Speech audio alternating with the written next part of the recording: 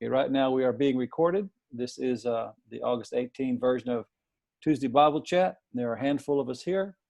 If you were looking for, I don't know, Billy Graham, you're in the wrong place. I should come up with another luminary instead of Billy Graham, because he's dead, for one thing. Who would be a famous religious person? Joel Osteen? If you're looking for Joel Osteen, you're in the wrong place. Or who else? Tim Keller. If you're looking for Tim Keller, you're in the wrong place. T.D. Jakes. T.D. Jakes. Or if you're looking for Beth Moore, you're in the wrong place. Or John MacArthur. I'll leave that one alone. Okay. Christ and politics. So I have actually two kind of broad New Testament lines of thinking.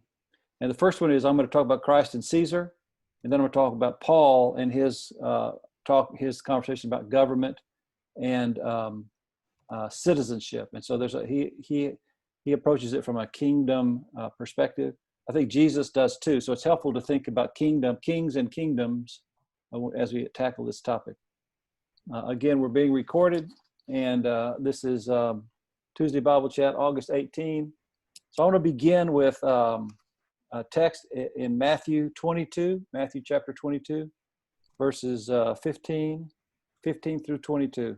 You'll know the story. It's a very famous story of Jesus. Then the Pharisees went and plotted how to entangle him in his words. So the Pharisees are opponents of Jesus, you know that, but so they're trying to trap Jesus. And they sent their disciples to him along with the Herodians. It's important to know who the Herodians are. That would be people who support Herod.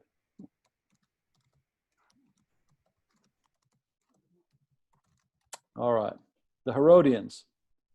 They sent their disciples to him, to Jesus, along with the Herodians, saying, "Teacher, we know that you are true and teach the way of God truthfully." I got to stop and say this as a preacher person.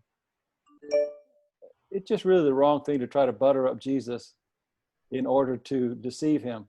Like, dude, surely you know Jesus is going to see through that, right? Surely we know you are true and teach the way of God faithfully.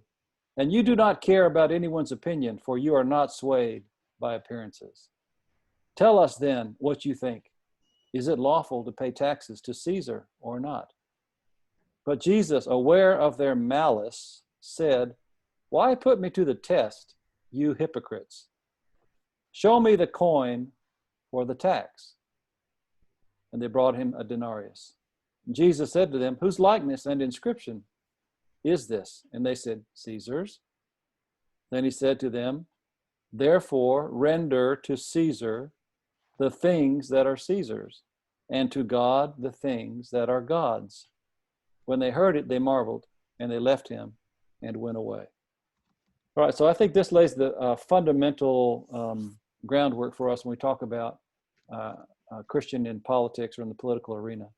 Render to Caesar what belongs to Caesar, and to God what belongs to God. And I think we'll spend a good bit of time trying to pull out the threads on that one. So a couple of things before we move on to the next text. The thinking kind of in general, the background noise, theological noise, was that the Jews saw themselves as members of a theocratic state, one that was oppressed, of course, by the Romans, but a theocratic state where God is their leader. God is their leader. And so to pay taxes to anyone except any entity besides the temple would be to pay taxes to render that entity as equal with God, if not superior to God or above God. So there was a temple tax, and there were taxes that were paid to the Romans, and oftentimes by force, of course, the tax collectors in the days of Jesus. So taxing. So there was an argument, I should say, among the various theological parties and therefore more or less political parties among the Jews. This is kind of a parlor debate. Should we pay taxes or not? They all paid taxes. They had to, or they go to jail. but should we do it? Okay. And there's a presupposition behind the idea that they didn't have to pay taxes, that the Jewish nation was an independent nation, independent theocratic state, which hadn't been true for several hundred years. And then the last thing, it's a little bit of a delicious thing, is that the Pharisees were wanting to catch Jesus in his words. And they went and got some Herodians to go trap Jesus. Now, the Herodian party were pro-Roman people.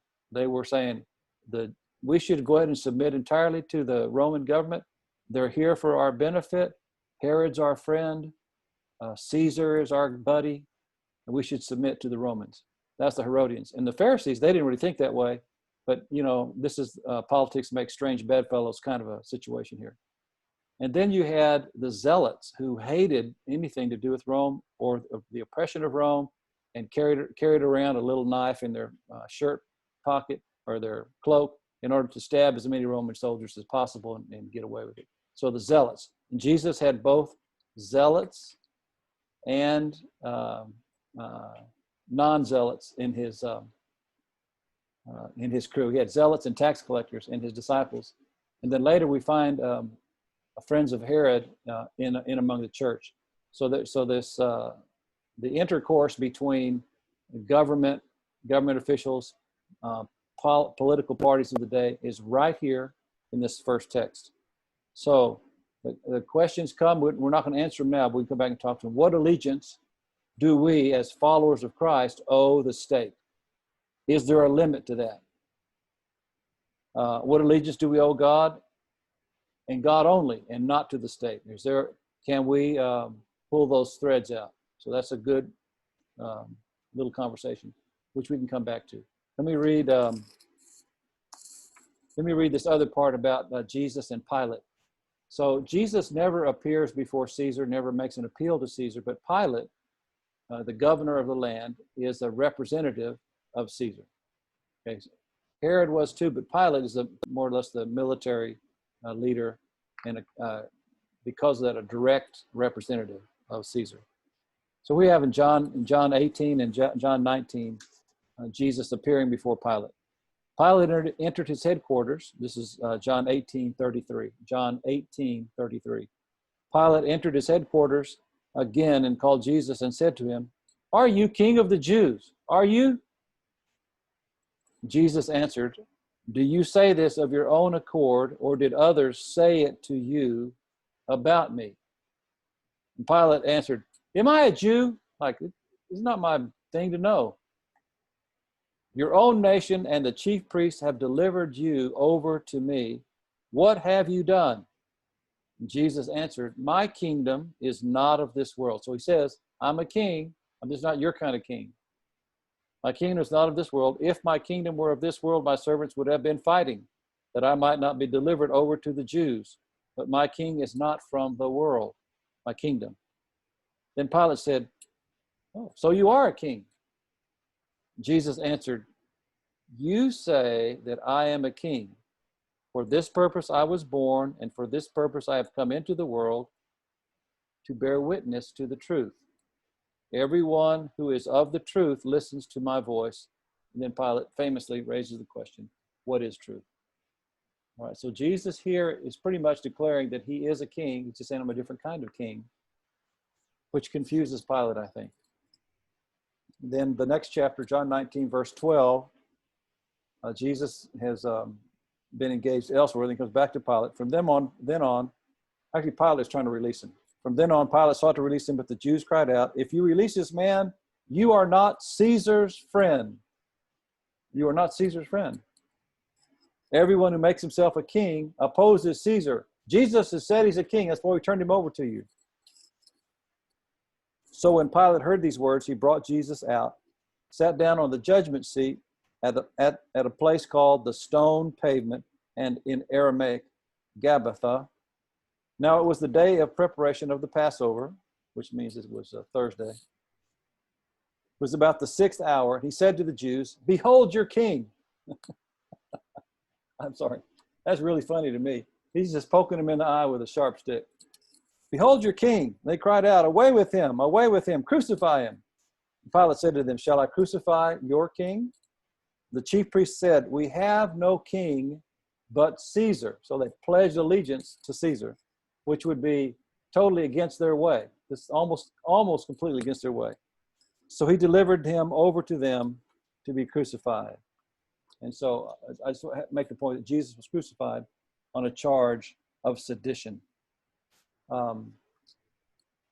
So I have more text that I'll read in a minute about Paul, but let's get some early feedback here on what is owed to Caesar and what is owed to God. What are things that are owed only to God? Maybe that's a good question. And then what allegiance do we owe the state, any state?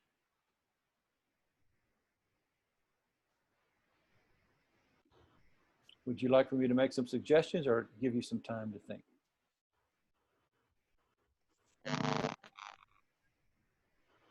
I think this is a really difficult question because back when King David was installed, I think it was basically God saying, okay, you're asking for a king, you want essentially self-rule, I'm going to give it to you.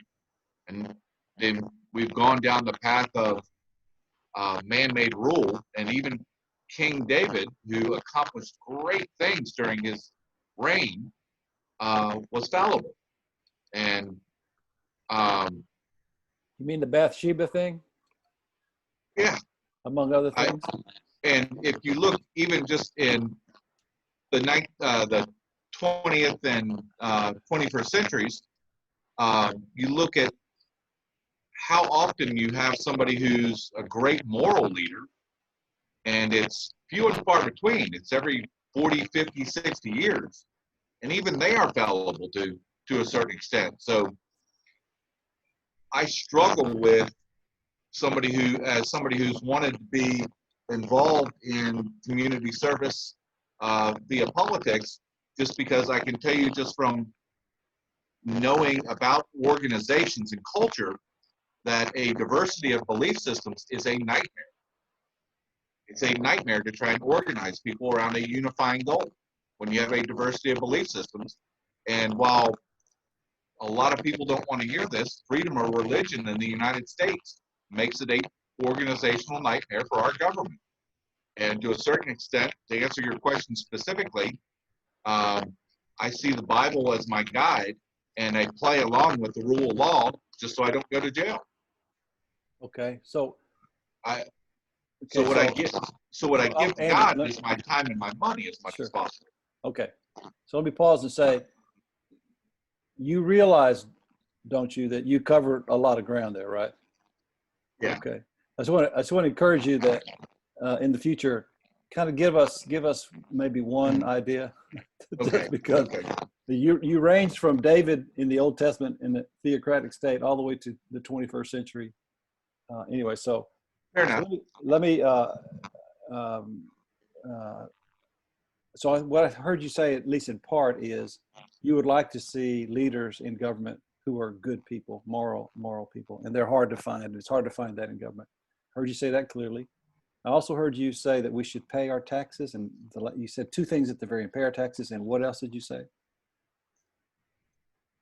I give as much of my time and money to God and do as little towards the state as possible. Okay.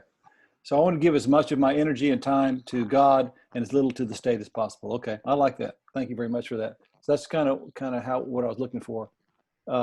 Somebody else, what you want to add to this?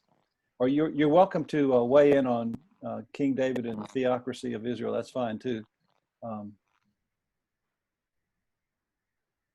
I just want to say I work for the state. Oh, there she is. So come on out, girl. Your tax dollars paying my salary. So we're happy for our tax dollars to go to you. It's those other people, those other ones. That's all you were going to say? You said keep it short and sweet. I didn't mean that short. Thank you, Andrew. Anderson. Okay, so Whitney, I'm going to ask you a question. What is it you owe God that you owe God only and not the state? Well, I owe all of me, my life, what I do to God. So every part is not separate. So me serving the state is because God drew me to the state and said, I'd like for you to do this. In the And public school so system. for those of you who don't know, I work as a public school teacher. And this is starting my 20th year, 2020, 20th year Wow. in a pandemic. And I teach band, which is a not normal subject to do online. But anyway, that's right. so Online. for me, it's like my entire life is because Christ died on the cross for us.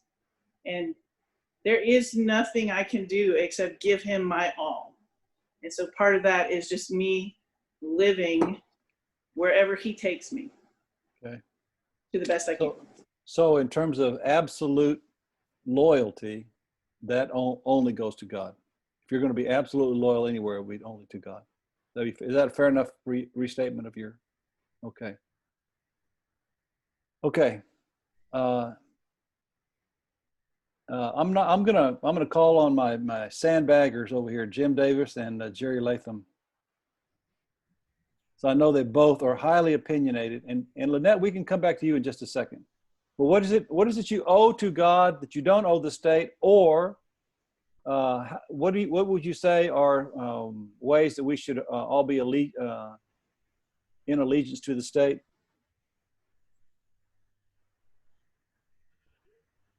Well, so for the record, Jim is a very thoughtful, professional lawyer person. well, I thought I could do the inverse and Of course, go to it, man. Go to it. So during our political season, I don't know. See, I guess the question is, your topic was politics, but Yep. now we're talking about government. Yeah, it's kind of funny how I got off the rails there, right? So I guess I would say, kind of by way of a negative statement, that to the extent that we let political values and alliances control our decisions, and those bleed over into relationships within the church, then, in my opinion, we've done the opposite of what Whitney's just said. We're not putting God ultimately first. And I think that from time to time, it's very tempting to allow our attitude towards other people to be significantly influenced by our connections with these other kinds of institutions. Yeah. That's good. Politics. So you don't think it's right for a Christian to belong to a political party? Is that what you just said? No. I think it's wrong for a Christian to respond to the world, respond to people in church, respond to neighbors according to be more influenced by political peers than scriptural peers. Yeah, How about that? I like that. I like that a lot, actually. Well, that was well said, well put. Thanks for dealing with me with grace. All right, Jerry, you got an opinion about something in here, brother? Speak up, please. I've been trying to think. Your first question was,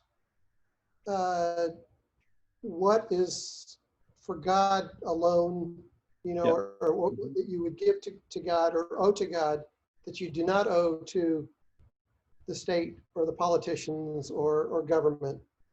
And I'm struggling to think of anything that like that. It's a matter of priorities, like Whitney said. I love this state. I love this country. I feel a sense of allegiance to this state and to this country. But that allegiance is beholden to my allegiance to God. Okay. So I'm struggling to come up with a concrete answer of something that is God's only. Oh, okay. And I'm thinking, because what were the two greatest commandments? Love the Lord your God. And the second is like it, love everybody else. right? And so it's not like love is only for God. Your love for God is the first commandment. Love for everybody else follows it. So, So so is your allegiance to the state a it would function be of your allegiance to God? it would be trumped by my allegiance to God. So therefore, if they Right. ever came into conflict, then I know who I've got to follow. Got it. Has that ever happened? Have you ever had that kind of conflict? Um, No is an okay answer. I'm just asking. not directly. I think many things indirectly. I mean, I'm disturbed that my tax monies get used for things that are ungodly. Yeah, that's where I was going to go next. So that's on my behalf. It's not me doing something, but it's me allowing something to happen Right. in one sense. And the only tool I have to not allow that to happen is my voice and my ability to vote, and I exercise those, and I don't always win. Got it. Okay, there's more to be said there, but I want to get Lynette on the record before we go too much further.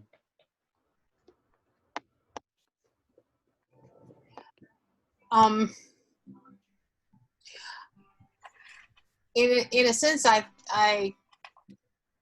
kind of see and understand, what Jerry was saying. There are things where I don't know that they're necessarily in direct opposition, but in terms of the question of have there been places where what God wants us to do maybe is different from what the state wants us to do, or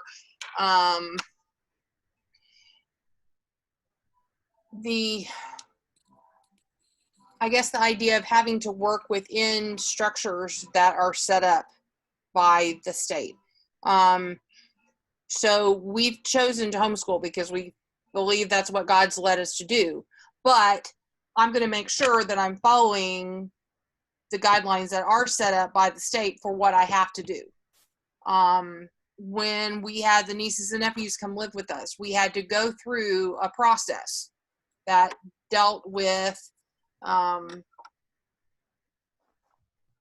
government entities. We had to deal with CPS. We had to deal with those kinds of things. And some of that process was not very pleasant. We actually had to appeal our home study, and I mean there was a lot that went with that, but basically we kind of had to jump through the hoops. And I mean, even thinking about right now, Josiah's about ready to finish driver's ed.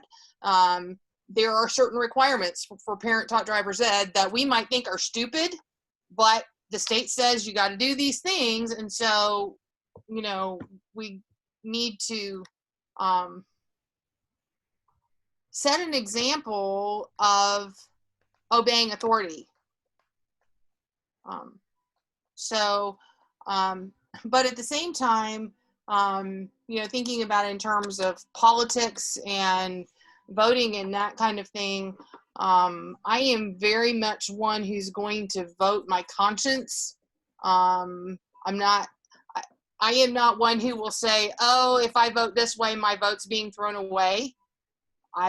That's not where I come from. I'm like, I have to vote based on whether or not I think this,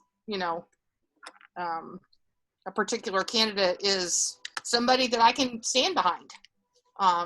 And that may mean that I'm in opposition with somebody that I have a lot of respect for or care for a lot, but I have to be true to what I understand from the word. Right. Might even be living with that person, right? Could be. Don't answer that question. That's the wrong question. So, I'm going to jump ahead to one of the questions I actually asked on the realm. Should Christians can or should Christians belong to a political party?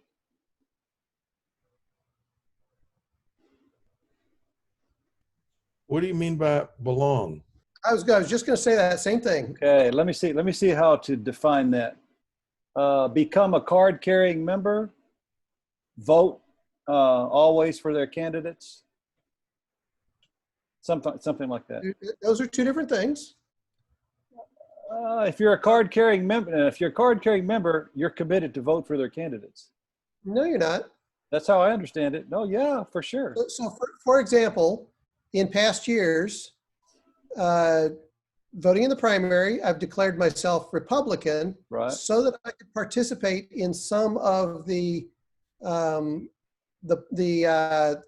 party processes that go on at the local level.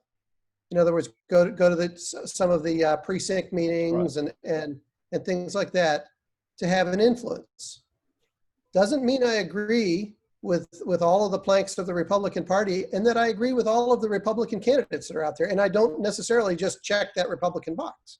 But in order to participate in those activities, you had to pick whether you wanted to participate in the Republican ones or the Democratic ones. Does that make sense? Oh yeah, I just disagree with your definition. I think if you are a Republican, it means you fundamentally agree with the Republican way. Right. You're part of the Republican Party. That's all. That's what I'm trying to say.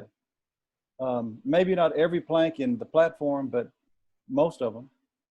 Otherwise, you're not a Republican. You're just an independent who voted in the Republican primary.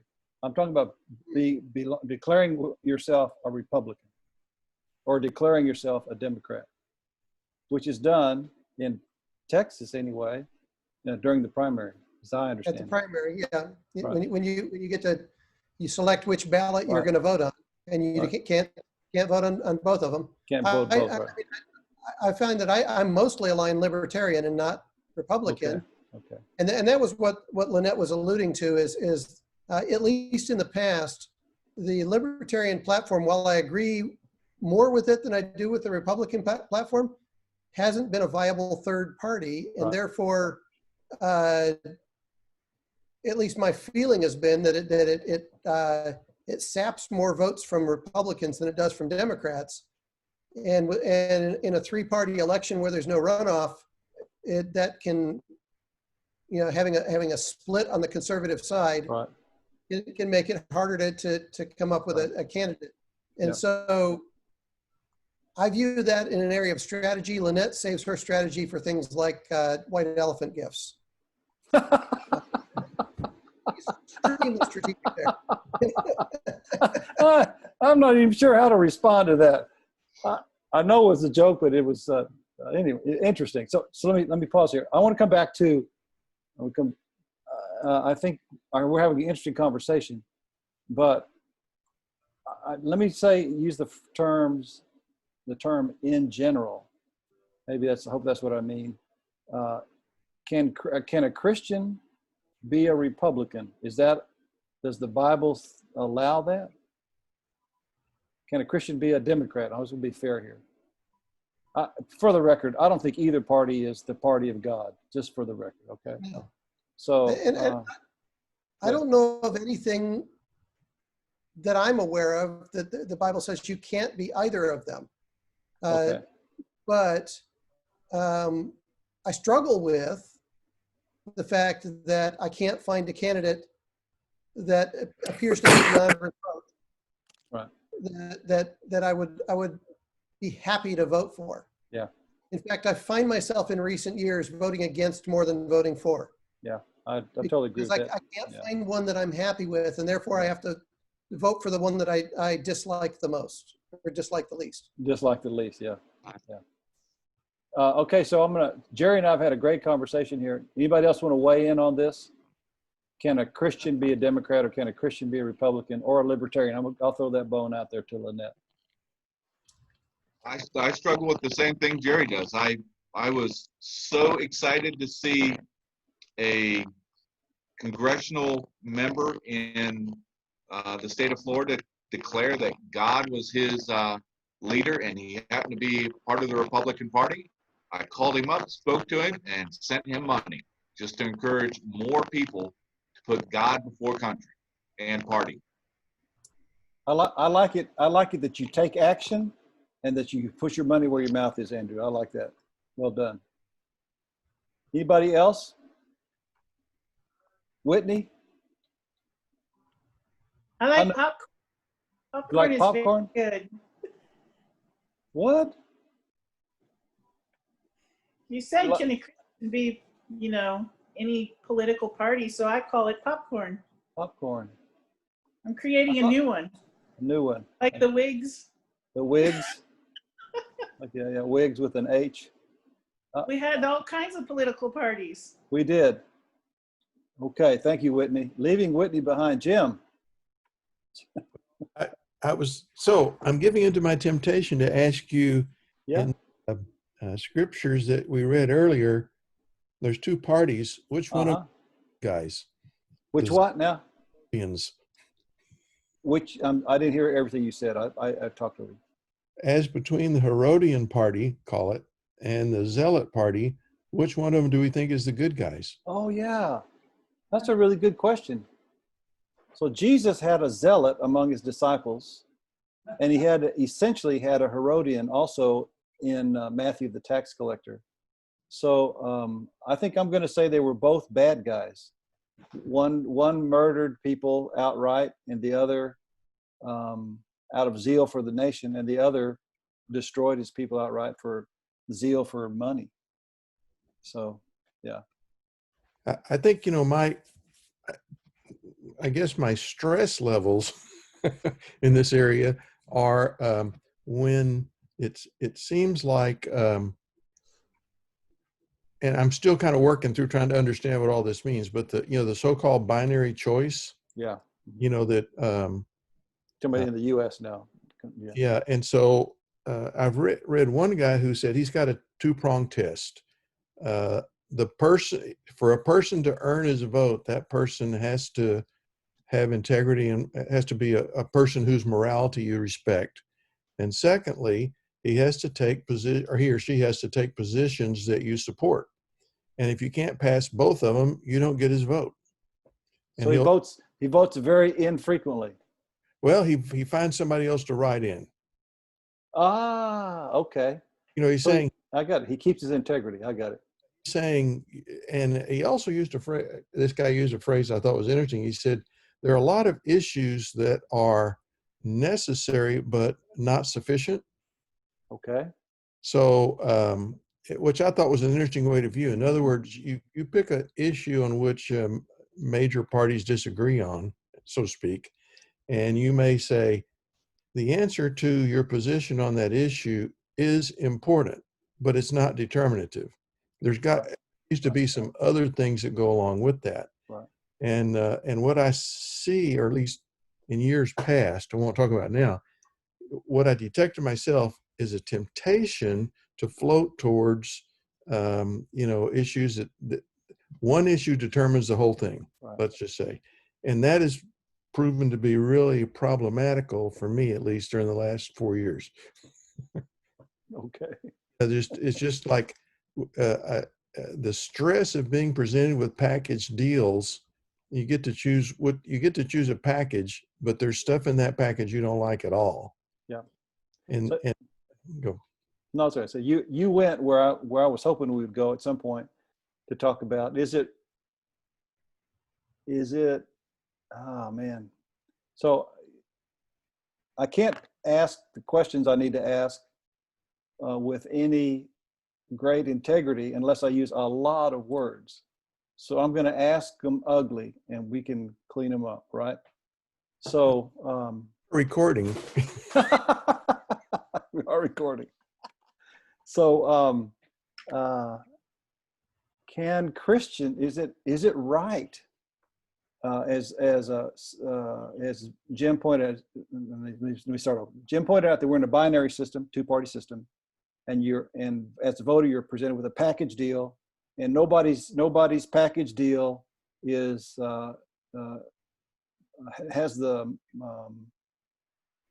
is completely satisfactory. Okay. And I think we could say as Christian people, maybe one has a little more that we like than the other does, right? But I think neither package deal is satisfactory completely.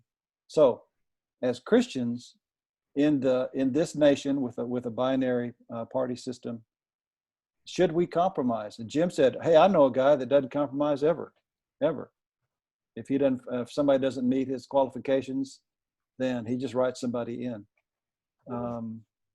So that we may want to argue the wisdom of that, or the helpfulness of that, but I'm asking more of a moral question. Do we have a right or a responsibility before God to maybe compromise our morality a little bit, or as they say, hold your nose and vote for a candidate?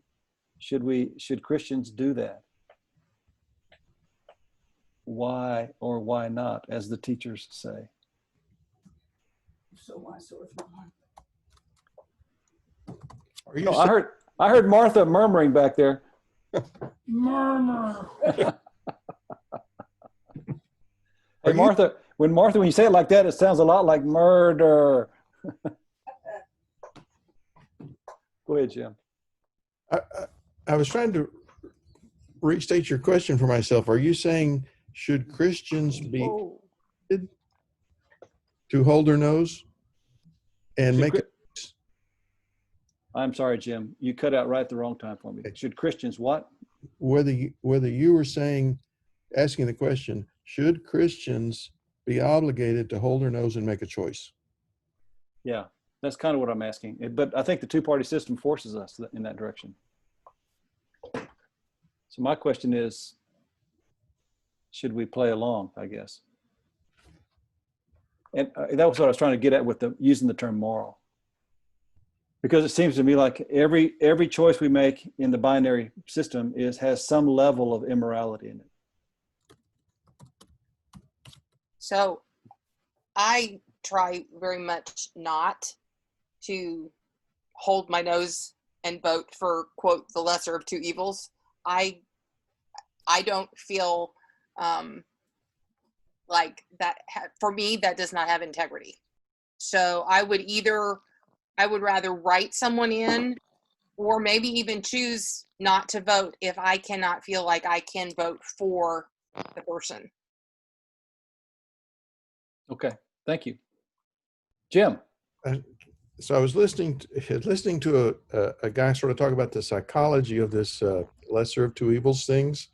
We're saying, after an election, you don't see people wearing T-shirts that say "Team Lesser Evil." That's right. I know exactly where you're going. Our whatever happens inside of sinful people is whatever we decided, whatever we ended up, we're going to reconfigure that and call ourselves good. It's So interesting. you're Yeah. saying we should have had hats that say, "Make America slightly less immoral" again. So what'll the decision? I'm deciding for the lesser evil, but after That's that awesome. I made a good choice and I Yeah. got the right person. Yeah. That's just sort of a tendency that you have to kind of be more alert than I am to fight against that and say, I really am on team lesser evil, and I need to remember that. Wow. Yeah, that's a good thought. I just want to say personally, I have been really pro a given politician, and then after just a few years, I go, "What was I thinking?"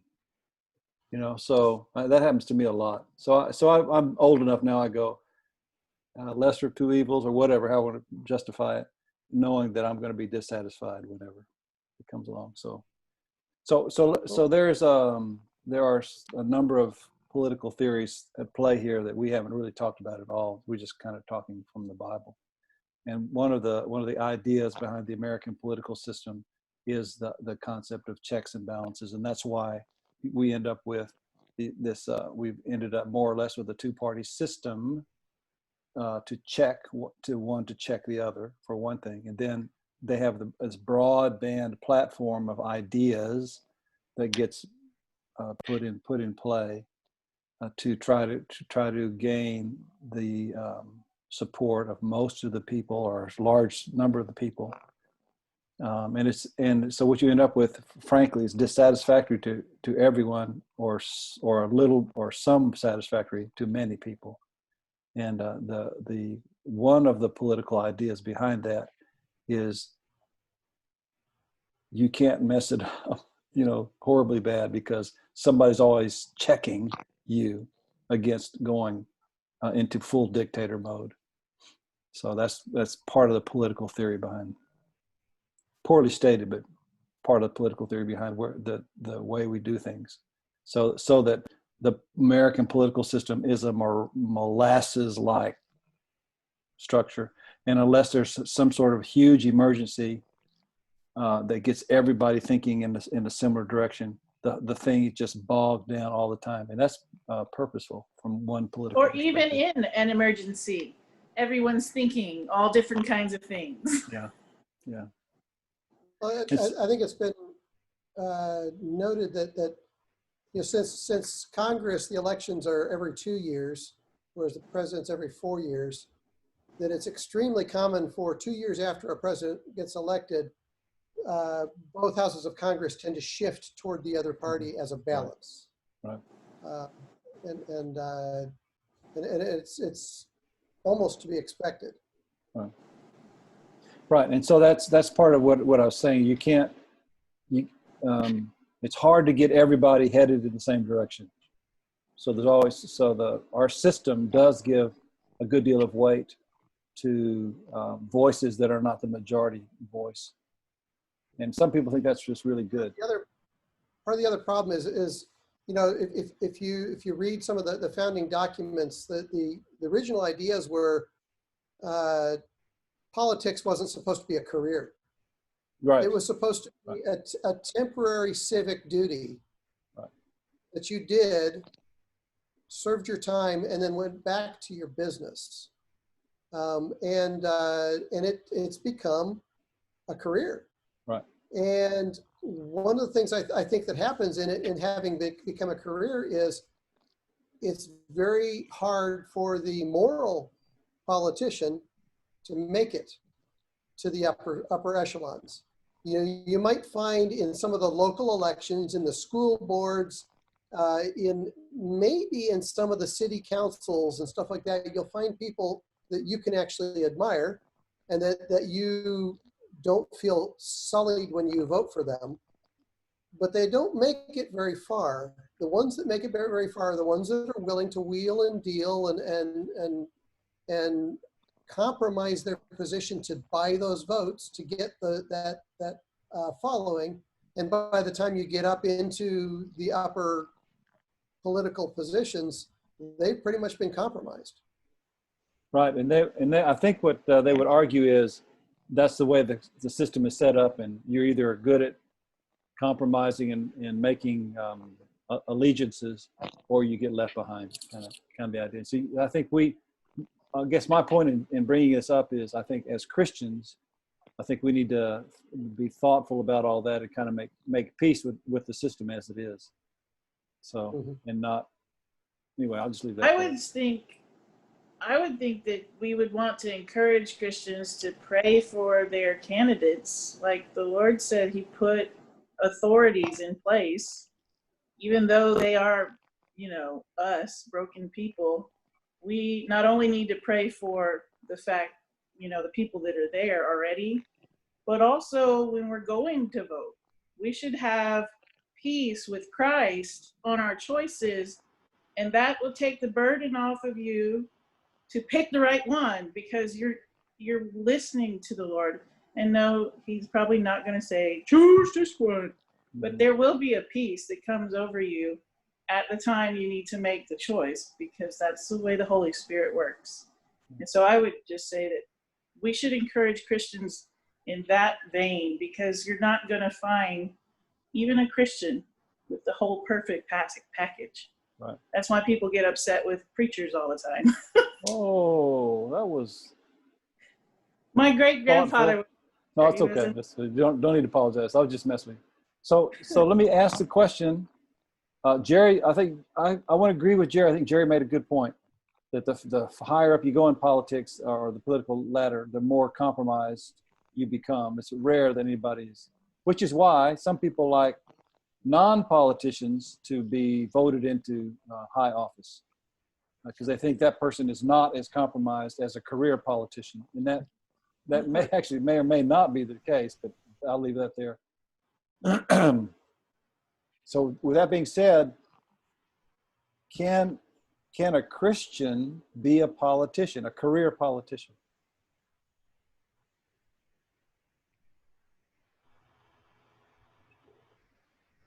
Yes. If you Andrew want says me to yes. expound on that, I will, but otherwise I'll keep it short.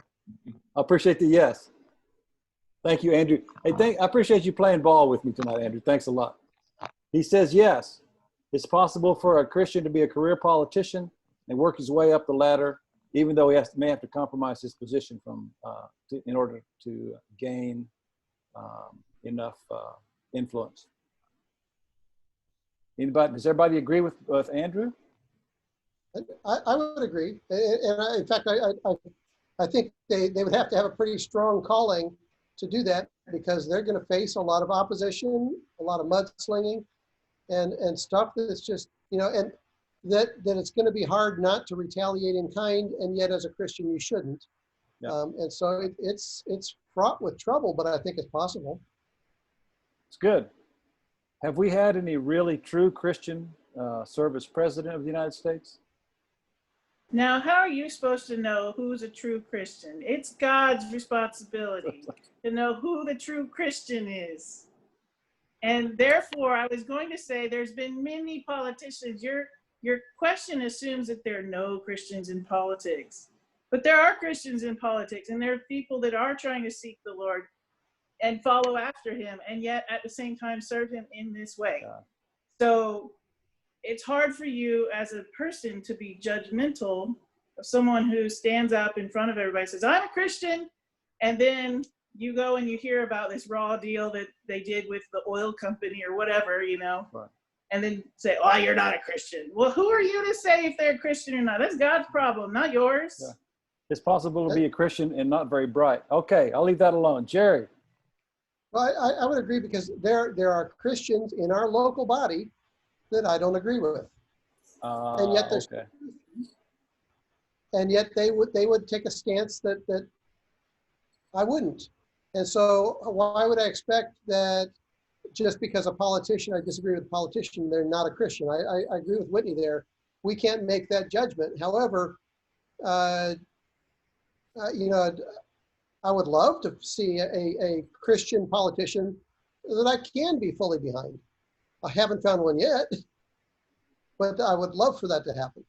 So I would recommend to you Robin Walker, on whose political campaign I actually walked door to door, and I worked for Rob Walker to be elected to the city council. So but I just want to say to you, that's pretty rare. Pretty rare that there's a person that I know well enough that they run for office. I would also recommend Jonathan Day for mayor in Georgetown. He is a former pastor that's running for mayor up there. Jonathan Day. All right, there you go. Jim? Well, I was going to say something else. I'm not on this topic. Okay, let's change topics. That's fine. We're doing good.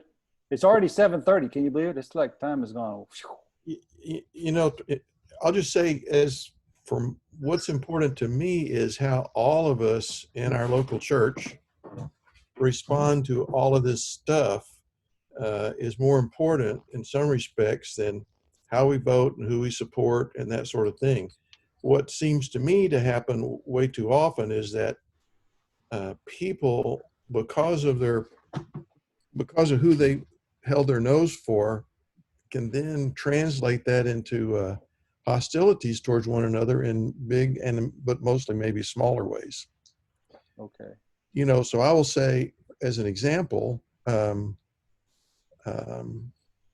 have, in groups like this, and maybe even this group, will hear somebody say something like the left, and just the left is evil and bad. I mean, that's the implication. Once you say, well, we can't let the left get in charge or whatever, Sure. And of course, maybe at some time in the future we'll be, it's the right that's the bad. That's kind of why I asked earlier, who's the good guys, the Zealots or the Herodians? And right. And kind of depends on which one you're in, but right. but it seems to me like our sinful nature, which makes it difficult for us to transcend these more immediate loyalties and connections, uh, oops, let me stop that sentence and just substitute another one real quick. When you ask who's our highest allegiance to me, the answer is what our allegiance to God means is that we are committed to love each other no matter what. That's good. And there's even, I've been trying to understand that there's a scripture that somewhere says, the way we love each other is how the world will know that we're disciples. Right. And so I ponder that and say, well, when it's pretty easy for me to dismiss somebody and say, well, they're leftist, and like conversation's over. I mean, I think in some places the conversation is over when you say that. And when the politician who's not of your liking gets elected, I think we have a responsibility to pray for that politician and pray that that politician does the best that they can, even hampered with their views that they may have or whatever, because that affects our country. And so the election happened, it's done. And so that's one of the things I felt rather upset about the long attempt to undo the last election with that big long investigation. And I think it would have been wrong, no matter which party was investigating the other party. It was a, okay, the election is done. This is your president. Now pray for your president and pray for him to do the best he can. And in 4 years, vote for the one that you think can do the best for the next term.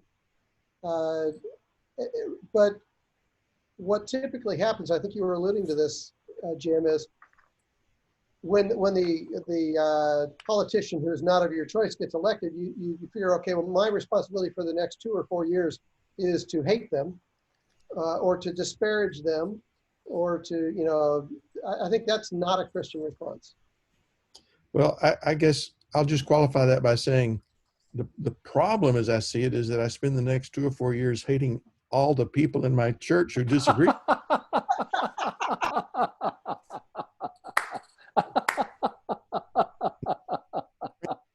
That, to me, that's that's a significant and wonderful challenge. Yeah. And that seems to me to be what the higher allegiance to God and giving God what is his includes. Maybe it's not exclusively so. Well done. No, I like that. That's a good way to understand that. Well done. Well done. Okay. So let me, I was thinking I need to read the text. This is in the writings of Paul. I think I have 4 texts from Paul. Yeah, 4. But it's just one of 4. But several of you alluded to this. 1 Timothy chapter 2, verses 1 through 4. First of all, then, I urge that supplications, prayers, intercessions, and thanksgivings be made for all people.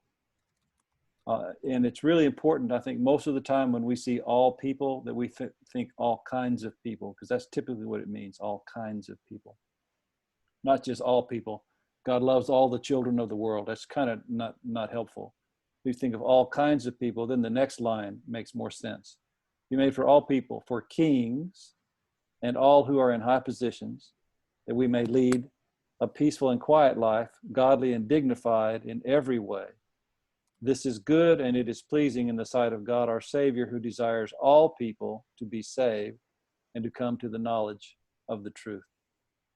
Again, you can say every person on the face of the earth are all kinds of people, kings and commoners, those that are in power, those that are without power.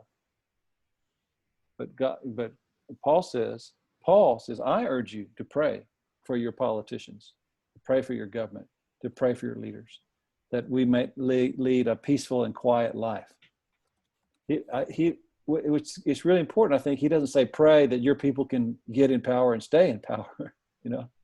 Pray that their leadership will benefit all of the people with peace and quiet. So Yes, and isn't it the Roman government that the higher authority leadership, whatever, they were like literally killing each other for that position? Yeah, toward the end, it Emperors? became one coup after another, basically. Yeah. Mhm. There were eras of peace, interrupted by eras of bloodbaths. So, What chapter and verse did you just read, please? 1 Timothy chapter 2, verses 1 through 4. 1 Timothy 2, 1 through 4. Thank you. Sure, thanks.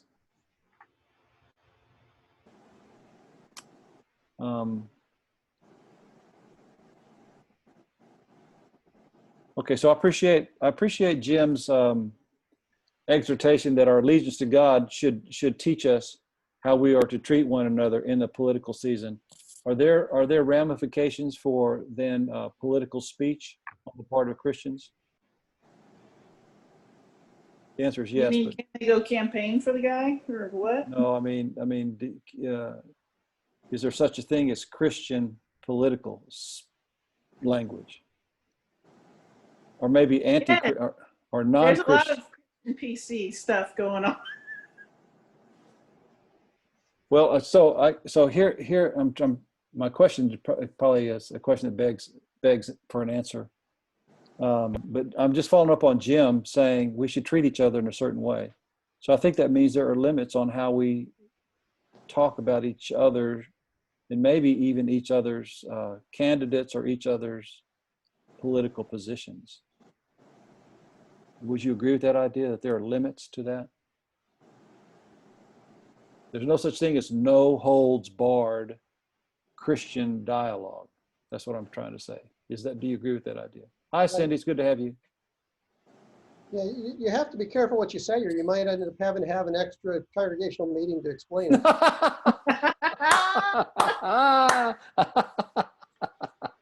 Couple extra board meetings too. I knew that somebody was going to get there eventually. But that's okay. Yeah, you're right. I have to be careful. But so let me just say that I think there are limits. I'm just asking if you agree. And honestly, I'm not on social media, never have been, in terms of political positions and stuff. And I won't ever do that. I think it's a kind of a dumb place. But a lot of people politicize their social media platforms and their web pages and all that kind of stuff, or their social media pages. But what I've heard is that language gets really mean, really can be nasty. And I'm saying, isn't there a limit? No, if you're a Christian, it seems to me that you can't go there. But am I wrong about that? I 100% agree with full you. of grace? You agree? What'd you say, Whitney? Isn't our language supposed to be full of grace? Yeah, for sure. And Randy said his thing. So, do we have a responsibility, if we're in that arena, to call people to modify their language, maybe? I think you're 100% correct. When I was in Boy Scouts, they always taught us, if you want people to follow you, be a leader in your own life first. If we want to draw people to the faith, we have to espouse the values in our own lives that we want people to be drawn towards. Okay. I think no matter what we do, whether it be expressing our own opinions or the whole idea of, do we call somebody on what they've said? If we do that, we need to be doing it very prayerfully.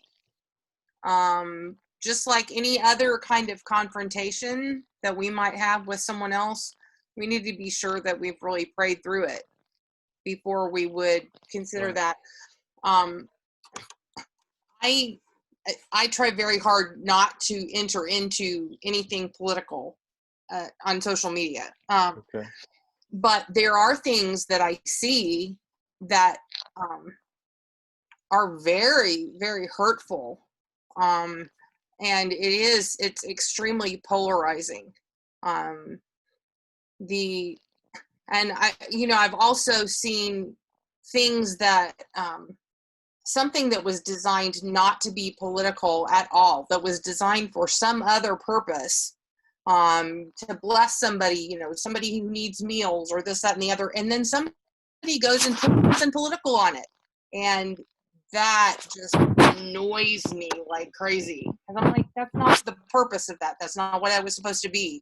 It was supposed to be to take care of somebody, and instead somebody has thrown politics in, very divisive politics.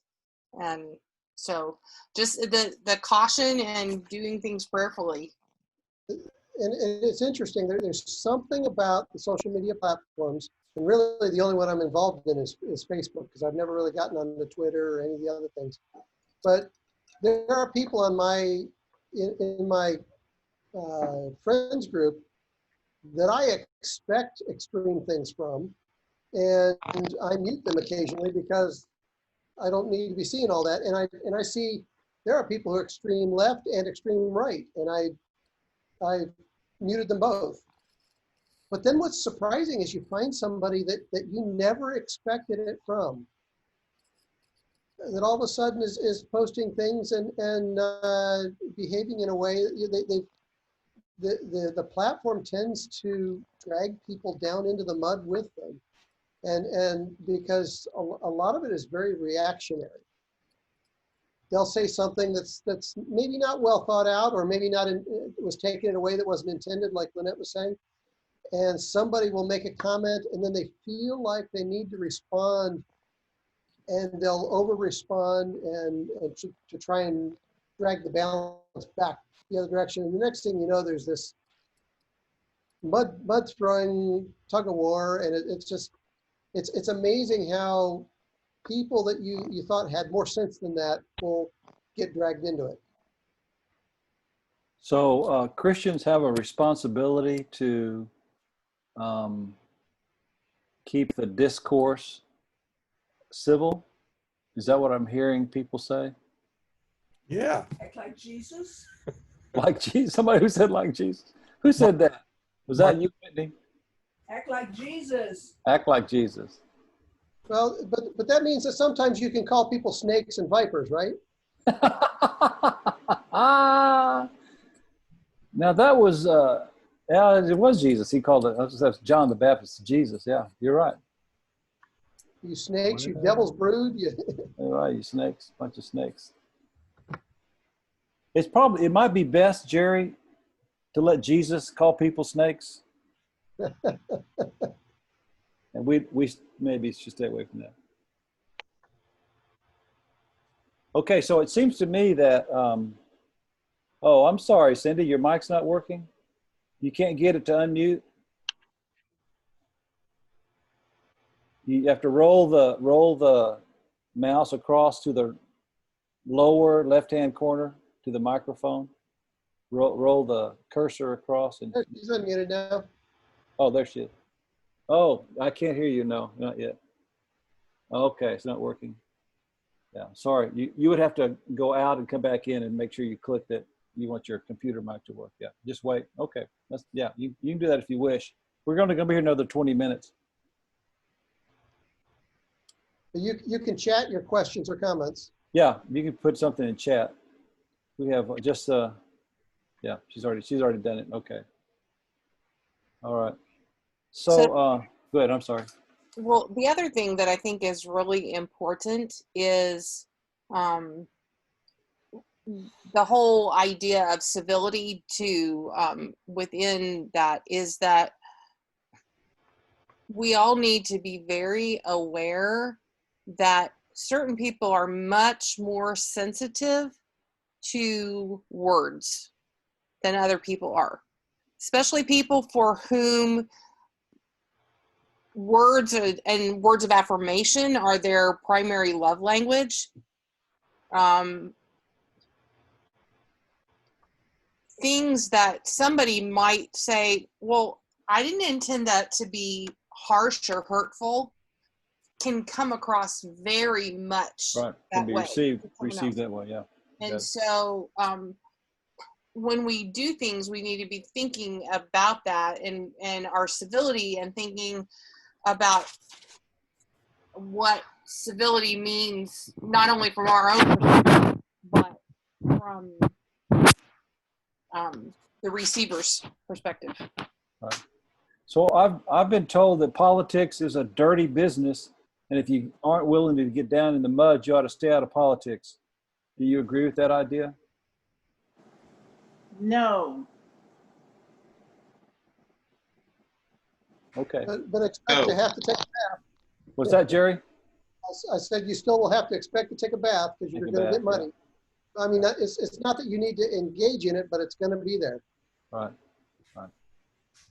But yeah, so from my perspective, I mean, I've heard that for 40 years, but I think from my perspective, I think that is true. And I think that some people live that way, but I think people that are following Christ must counter in Christ-like ways. So. Yeah. So, you use the term that we need to be civil. Yeah. And I almost think that maybe it's better to say we need to be loving. Oh, okay. That's interesting. Because I think there are times when being uncivil makes a point, but it still needs to be done from with love.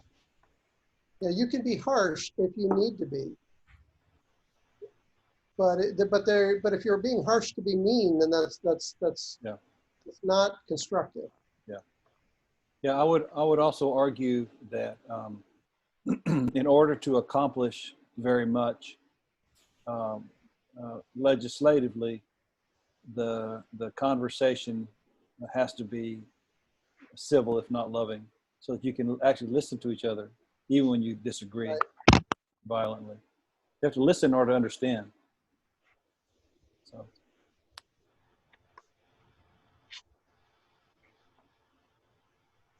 All right. Does everybody here agree that Christians should pay their taxes? Yes. I'm looking for Yes, please. Jim. I didn't hear you, Jim. Come on, Jim. Well, Whitney needs her salary and I need your Social Security. Oh. Hey! Those of you who don't have Social Security, I feel like we never get it. I do it to stay out of jail. I do it to stay out of jail. All right, that's good. Well, yes, but I may protest my property taxes, or I Yeah. may vote against someone who is going to raise them. Yeah. So should I pay them if they're charged me? Yes. Should I try to get them reduced? Perhaps. Or make sure they're used for things that are moral.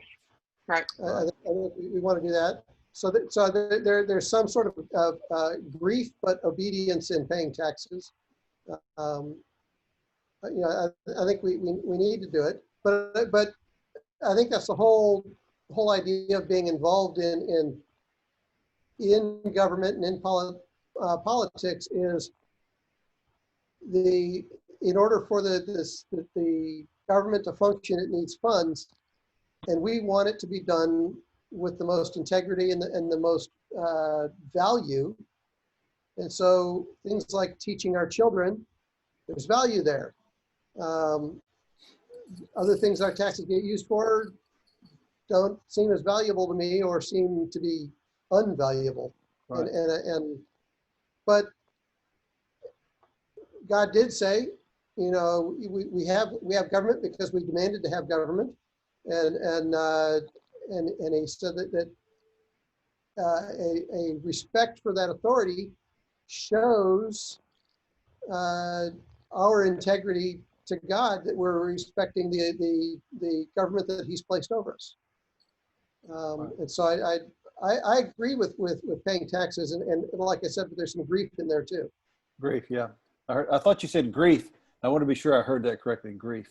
I think that's interesting. Grief. Yeah, with a G as in go, right? Grief. Right. Yeah. Does Great Britain have taxes? A lot. Like taxes? I mean, even if you live there, you should pay their taxes, right? I mean, Oh, as an American citizen, you mean? well, if I live in Great Britain and I got taxed because I'm whatever, then I should pay those taxes. You can't walk in the shop and not pay the taxes. Oh, I got it. I got it. Sales tax.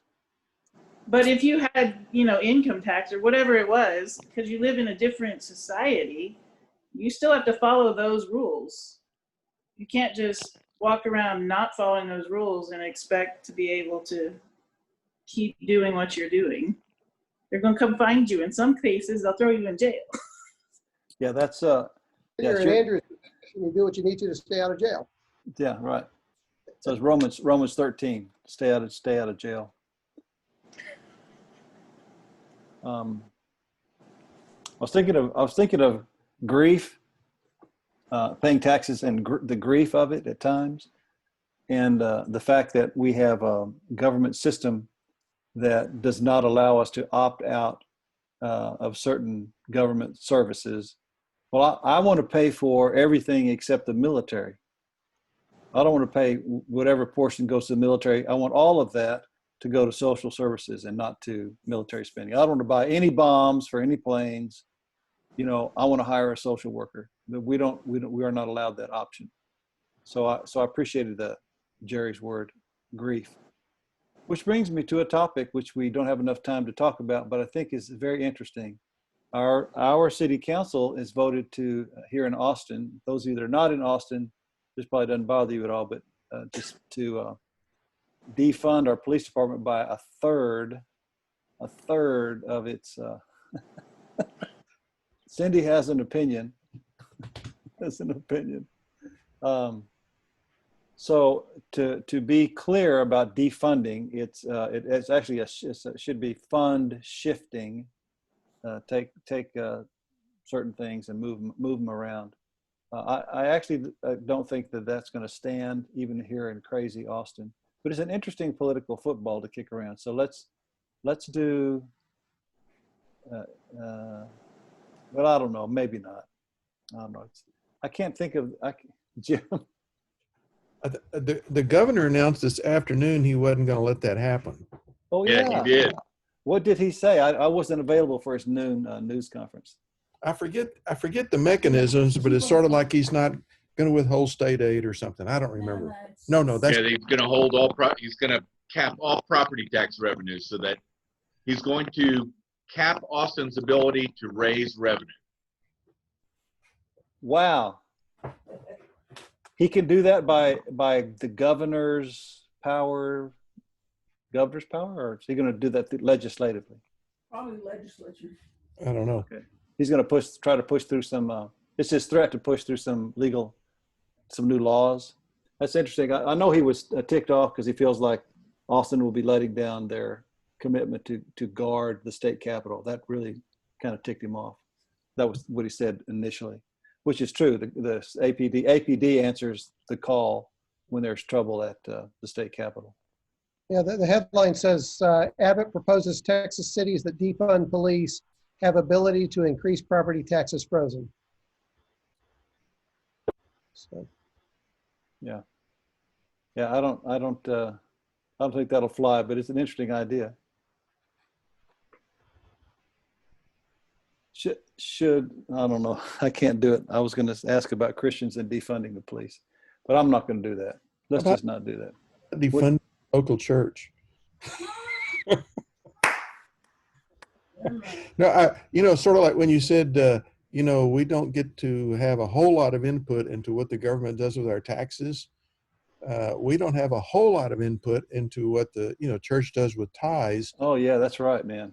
That's right. But tonight, me having this conversation with you, this is your tithe at work right here, right now. But I'm just saying there's sort of a trust and sort of a. Yeah, I got you. Go ahead, flesh it out. Go ahead. I think I guess I want to use an analogy that so I'll say it this way. I don't remember this all this well, but I listened to a lecture from a Jewish rabbi who was talking about the Mishnah and the Torah and all that kind of stuff. And he said, so through the centuries, Jewish scholars have argued over what the Torah says, and that's been recorded in the Mishnah or something like that. Mm-hmm. The Talmud, the Mishnah, right. Then Jewish scholars have argued over what the Mishnah says about the Torah, and those arguments have been recorded. And today you have living people, rabbis, arguing about what all of that says. And that's true. It's part of the tradition and part of the way they kind of deal with things. Of, arguing is okay. In the end, some decisions are made. That's the part I kind of forget. But I do remember they said about 25% of the time, some of these guys change their mind. So built into the system is like, we're going to argue and it's not destructive. And some of the time, somebody's going to change their mind. Against that, we have sort of a polarization in our culture that, I don't think too many people change their mind. Yeah. Once they've kind of settled on something. So I forget your original question. It doesn't matter, because that was a nice segue. Well, I agree with what everybody said, that we have an obligation to grit our teeth and love each other, in circumstances where that's hard. And that is the sacrifice, that is a sacrifice that God wants from us, that shows who we're following. Yeah. I like that. That's very good. I thought you were going to say, like the city or state government or federal government, the people of Hope Chapel have very little input into how their church is governed. I didn't say that. I thought I said that. No, you did say that? Okay. That was where you started. All right. It was just that was followed up by a trust. I tried to smooth that over real fast. You went another. I was thinking, didn't he say that? Yeah. Well, I think that's true. So I want to come back to that and say, what you're saying though politically is that we are fundamentally in the place of where we trust our elected leaders or non-elected leaders. We need to trust. And so I want to ask a little different question as a Christian person. How do we do that? How do we trust? How can we? We know they're broken people. We have a fundamental ideology that says all people are broken. Can we really trust them? Is it naive to suggest that we do all that we can to demand that they be trustworthy, realizing interesting, there's going to be failures all the way around, but if there's no expectation at all that, for example, Eugene, if I have no expectation at all that you're going to be trustworthy, right, it's a problem. On the other, if I have that expectation and you don't disappoint me too often, then that's good. It works. The system kind of works that way. Yeah, that's nice. Some functions. And so, it maybe kind of depends on what you're asking for. And maybe we ask for the wrong things. Maybe sometimes we ask for power and influence in getting our way, and we don't care whether there's any trustworthiness involved. You give me what I want, then I'm with you. And so it's a little bit of a contract, right? I'll give you my vote if you give me what I want. And yeah. So there's no love lost or gained. What's love got to do with it, kind of a thing. It's just a little contract here. Yeah, and the alternative could be, you can have my vote if you're trustworthy. If I know how you're going to call the balls and strikes, then I know how I'm going to vote, or something. Yeah, I got it. Those were, dearly beloved, those were two different ideologies. Just for the record. And it may be the case that they both actually work together. So it may not. I think it may not be the case that one or the other is the way. We probably have to use a little of both. I'm just watching the time because we need to end here in a couple of minutes. Does anybody have anything they'd like to say? Just so a political slogan: defund the police. I was thinking a topic for a future one of your discussions. When we get talking about a grief over the use of our taxes, one of the areas I think that could use some discussion is in the area of, I think a lot of people agree that the way government handles welfare is not handled very well. But I'm of the opinion that shouldn't be a government function. The church should be doing that. Yeah. Have you And if read? the Did advocated you for read? doing that, the government wouldn't need to. Yeah. Did you read Olasky's book, The Tragedy of American Compassion? Do you know that book? No, I haven't read that one. Yeah, that's his argument, and it was a book that influenced George W. The Tragedy of that's- American Compassion. What's that? So Lynette's the book reader. Oh, so I should tell Lynette to read that book? You can at least skim it. You can probably get it off Amazon used for 50 cents. It's actually now pretty old. I think we're gonna call it a night, but before we go, I want to say to you that next Wednesday, Dr. Nisha Hootman will be with us to talk about depression, discouragement, depression, and how to do self-care and how to help people that we're concerned about that may be suffering from isolation and its impact. So a week from tonight, Cindy.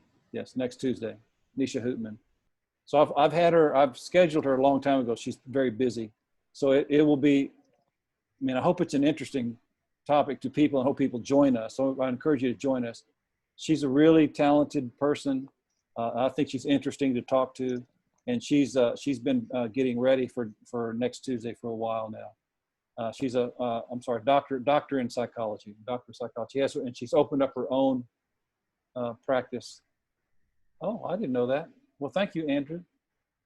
30 years. So are you a psychologist or a sociologist or both? Study the subject, student of the subject. Okay, well then it'll be interesting to hear you come and ask some I look forward to the guest. pointed question. Okay, yeah, Dr. Nisha Hootman. All right, so I- that's next great. Tuesday. Practical to know what like you said that she's going to help us to know what to do or how to help. Yeah, what I've asked her is help us, number one, to understand maybe some of the symptoms, some presenting issues, and then how to do self-care. How do we help ourselves?